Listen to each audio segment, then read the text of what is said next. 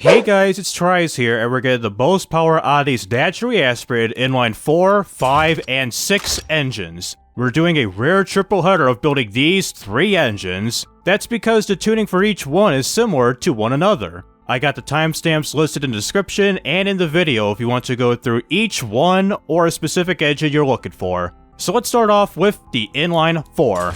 So for the general blueprint of the 4, 5, and 6 engine, the first thing you gotta do to look at the top left portion of your screen to set the engine family year by maximizing it to the year of 2020.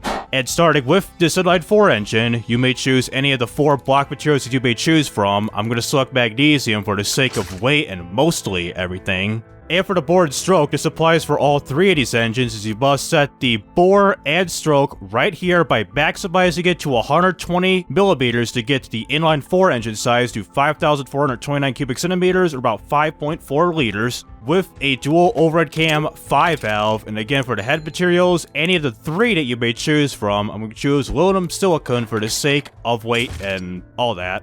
And for this quality slider, as you see right here, is you set the quality slider for everything at a plus 15. No matter it's for the engine block in general, the top end, bottom end, fuel system for the exhaust, you do this for everything. And also at the bottom right here where it says the Sandbox Tech Pool, you click on that to bring up this here window. And in this window, you must change everything that says a plus 5 to a plus 15. So for the engine in general, the bottom end, the top end, you may skip the turbocharger if you want to, the fuel system, and for the exhaust system. So assuming you got this setup all put in here for the Sandbox Tech Pool, click on Apply Changes, and let's get on to the bottom end. So for the bottom end with the crank counter rods and pistons for the inline 4, is it must have a billet steel crankshaft with the counter rod set to a lightweight titanium and the piston set to a regular forged pistons. With the balancing mass for the inline 4 engine only, is you must have a balancing shaft implemented to this engine. And for this little counterweight slider right here, is that you maximize this from 110 to a 220, which should increase the engine counterweight by 41.7 pounds.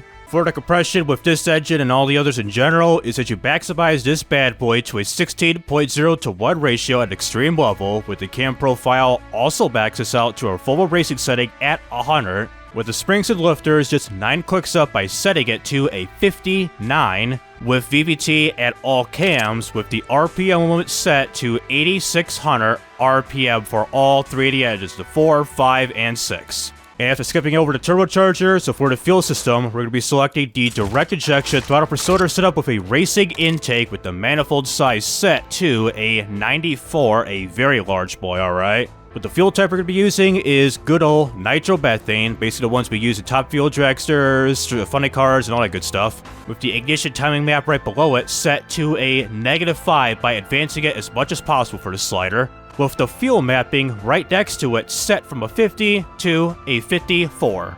And finally, for the headers of the i4, is you must select the tubular racing headers with the header size set to a 91 right here, with the exhaust diameter size set to an 82.5 millimeters, which equals to 3.25 inches. And we're not going to be using any kinetic converters or buffers. And finally, you bring up that quality. So the horsepower we get is 2,368.2 horsepower at 8,600 RPM, and the torque at 1,455.4 pounds-feet of torque at 8,500 RPM. So not too bad of a beefy 5.4 liter inline 4 engine that runs on basically dragster fuel up in here.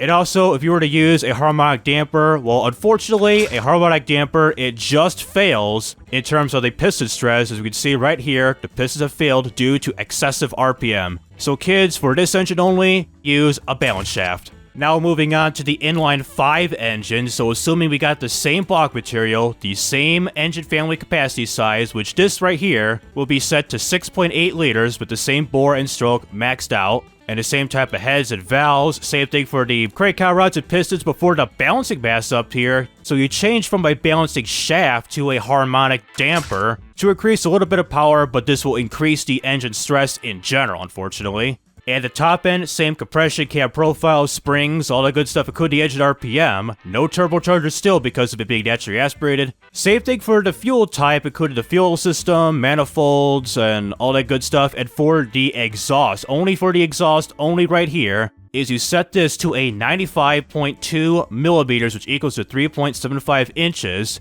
And assuming this is still maxed out, same settings, which should bring the engine size, or the power rating, sorry, to 2,968.4 horsepower at 8,600 RPM, and the torque at 1,824.1 pounds-feet of torque at 8,500 RPM. So comparing the difference between it having balancing shafts and a harmonic damper. So for harmonic damper as is, we got some crankshaft, cowl rods, and piston stress up in here, quite a bit right there, in terms of RPM stress. But for a balancing shaft, this should definitely reduce the crankshaft stress, but reduce power by about, looks like 6 horsepower. And lastly, for the inline 6 engine, again, same block material, heads, and all good stuff, which should bring the engine size by changing this to 8,143 cubic centimeters, or about 8.1 liters. And of course, same crank cowl rods and pistons, and for the balancing mass, you must keep this at a harmonic damper no matter what. Same thing for the top end up in here. And obviously, same thing for the turbocharger, same thing for the fuel system and the fuel system settings, manifold size set, and the fuel mapping. And of course, right here for the exhaust yet again. So I set the inline 5 to a 95.2 millimeters. For the inline 6, it's set to 108 millimeters, or about 4.25 inches. After doing that, this should bring the power rating to 3,563.2 horsepower at 8,600 RPM, and the torque at 2,189.6 pounds-feet of torque at 8,500 RPM. So in terms of the inline 4, 5, and 6, the only thing that we had to change was the exhaust size only. Except for the inline 4 of it had balancing shafts, and the 5 and 6 only for a harmonic damper. So yeah, like I said, very similar tuning between one another of these 3 engines. Okay, for this part of the video, I'll give you a list of what all 3 of these engines sound like. I'll play around with the graph a little bit as so, show you the power and torque ratings, and then hide the graph for all 3 of the engines, do some fake gear shifts for a very little while, and cycle through all the 3 engines and end the video off right there. So starting with the inline 4, give you a listen to this right now.